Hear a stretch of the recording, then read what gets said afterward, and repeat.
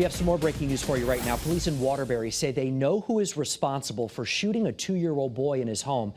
That boy is still in the hospital tonight recovering. This happened yesterday in a house on Pinecrest Drive.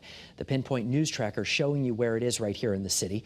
Channel 3's Waterbury Bureau Chief Dennis Valero is live outside the police department with more details tonight from investigators. Dennis? Mark, police identified the shooter as Carice Samuels. He may have left the area. He does have ties to Florida and New York. He's also considered very armed and dangerous. Now, the police chief here saying this is the latest shooting in a violent year so far for the Brass City.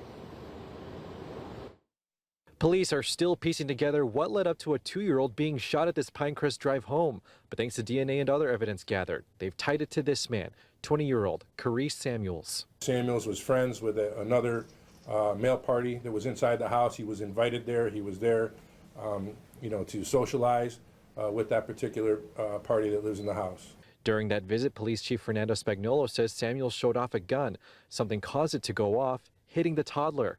2 other children were inside as well. There's been a significant increase in gun violence here in Waterbury. When I talk to my counterparts in Hartford, Bridgeport, New Haven, we see the same, we hear the same from them. From January 1st to June 22nd, police say there have been 145 shots fired incidents. Compare that to just 65 last year in the same time period.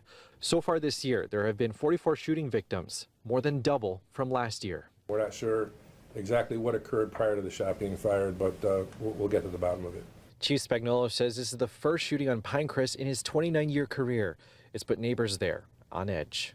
Once you hear gun involved, it's fearful, being in such a wonderful neighborhood, it's terrible, and it is fearful, but we hope for the best.